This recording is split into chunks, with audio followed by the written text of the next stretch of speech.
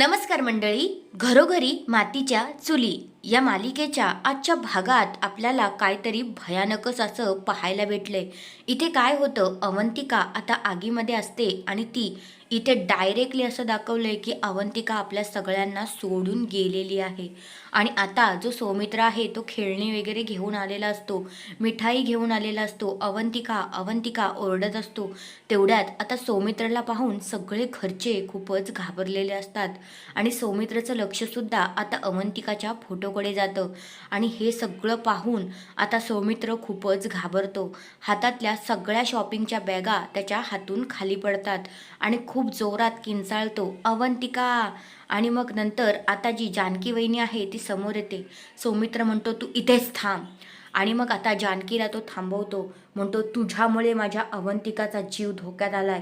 मी तुला बोललो होतो माझ्या अवंतिकाची नीट काळजी घे, पण तू तसं केलेलं नाहीस. आणि आता इकडे सौमित्र जानकी वहिनीवर खूपच भडकलेला असतो आणि म्हणतो, माझ्या बायकोच्या आणि माझ्या मुलाच्या जाण्यामागे तूच कारणीभूत आहेस. असा आता तो जानकीला बोलत असतो आणि प्रचंड जानकीवर तो भडकलेला असतो.